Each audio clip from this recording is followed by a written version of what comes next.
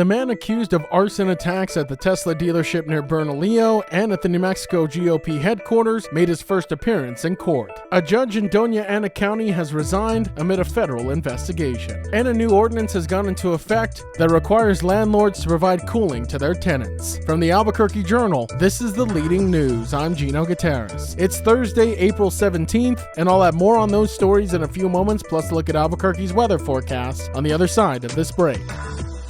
This episode is brought to you by the Kirtland Partnership Committee. For 30 years, we've been dedicated to supporting, growing, and preserving the Kirtland National Security Complex. We work tirelessly to enhance military readiness, foster community partnerships, improve quality of life, and promote economic development right here in New Mexico. Join us in our mission to ensure that Kirtland remains a cornerstone of national security and a key provider of quality jobs and investment for all of Greater Albuquerque. Together, we can make a powerful impact. Kirtland Partnership Committee, proudly shaping the future of our national security for 30 years. Jamison Wagner, a 40-year-old Intel employee and New Mexico resident, has been ordered to be held in federal custody awaiting trial for arson attacks on a Tesla dealership and the New Mexico Republican Party headquarters. Although he has no criminal history and deep ties to the community, the judge cited the violent nature of the attacks and Wagner's possession of writings and materials indicating plans for further violence. The arrest follows an investigation sparked by DNA found on a shattered gin bottle at the GOP office fire. There was a very interesting thing that the defense attorney managed to get out of the federal FBI agent. My colleague Oliver Udebrook covers courts for the Journal. And that was that they found some DNA evidence at the site of the GOP headquarters that was traced to someone not Wagner, but apparently somebody who had links to Wagner. So they observed social media posts and so forth. And once they realized that Wagner owned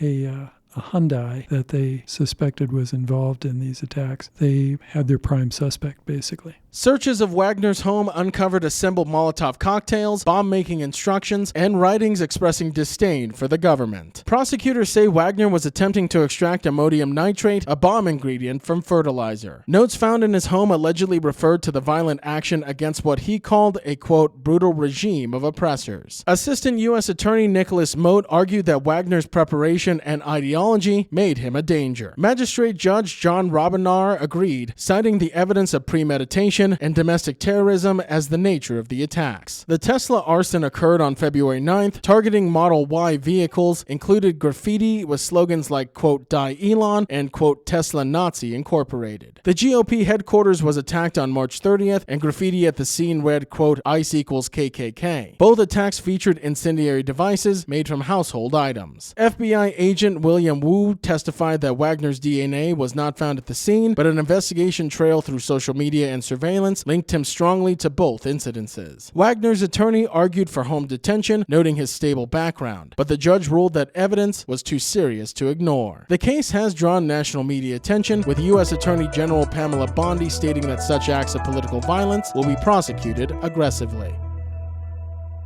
A Dona County magistrate judge has resigned amid controversy and a federal investigation. With more on this, I'm now joined by the Journal's Southern New Mexico correspondent Algernon Damasa. Algernon, thank you for joining me. What's the latest you can share on this ongoing saga? Well, I don't know that these two things are related, but Dona County Magistrate Judge Joel Cano, who has been on the bench since 2011, resigned in March, and his resignation letter followed just days after an arrest was made at his home of individuals accused of immigration-related as well as firearms-related charges. And Algernon, as far as the arrests go, what can you tell us about that? Our reporting focuses primarily on the case of a young man named Christian Ortega Lopez. He is a 23-year-old man from Venezuela who was awaiting deportation proceedings. He had been captured after crossing the border without authorization, but he was released because Border Patrol facilities at the time were overcrowded. And he was living in El Paso and then in Las Cruces doing handyman jobs and waiting for his process to continue. Well, at the end of February, Homeland Security Investigations, a federal law enforcement agency, executed a search warrant at the home where he was staying, which, as it happens, was a casita located on the property belonging to the judge and his wife. And they made an arrest of Mr. Ortega Lopez and other individuals based on social media photos of them holding and firing weapons. He's been charged with being an illegal alien in possession of a firearm, which is a federal crime. And Algernon, as you highlighted at the start of this interview, it's really still unclear how the judge's resignation and these arrests and investigations are tied together, but it does beg a lot of questions if he was arrested on the judge's property, what the connections between the two were. Right. I mean, what was this relationship? There's a lot of what we know comes from court filings, because the federal judge presiding over this case initially intended to release Mr. Ortega Lopez, and federal prosecutors immediately filed an appeal. They're making an argument that he is affiliated with Tren de Aragua in Venezuela, an international gang, and that he's a threat to the community and needs to be held ahead of his trial. There'll be a detention hearing later this month. And the federal judge initially said that, hey, this man is staying with a very highly respected local judge, and I don't think the judge would just let anybody stay at his residence. So a lot of information still waiting to be unearthed as this case continues to proceed. Algernon Damasa, the Journal Southern New Mexico correspondent, sharing the latest with us. Thanks, Algernon. Anytime, Gino. As Albuquerque faces rising summer temperatures due to climate change, city officials have enacted a new law requiring landlords to provide some form of cooling in rental properties, such as swamp coolers or air conditioning. On Tuesday, city leaders, including Mayor Tim Keller and Councilor Tammy Feeblecorn, marked the implementation of the measure during a news conference at an apartment complex where a swamp cooler was being installed. Feeblecorn, who sponsored the legislation, emphasized the urgent need for climate-resilient housing, noting that increasing extreme heat, fueled by urban heat island effects and global warming, make it unsafe to live in homes without adequate cooling. In 2023, Albuquerque experienced 17 days at or above 100 degrees Fahrenheit, the most ever recorded, far exceeding the historical average of just 3 such days. Future projections suggest even hotter summers, with up to 52 days above 100 degrees Fahrenheit annually by 2080. Despite its importance, the legislation narrowly passed the city council due to opposition from landlords and advocacy groups. Feeblecorn said the final version was a compromise, dropping an original requirement to make rentals meet a specific indoor temperature. Still, she said requiring even basic airflow is better than nothing. The initial proposal required landlords to install air conditioning units that could bring the temperature down to a certain level within the unit that they're renting. My colleague Justin Garcia covers local government for the Journal. But ultimately that was kind of phased out as part of the compromise package of this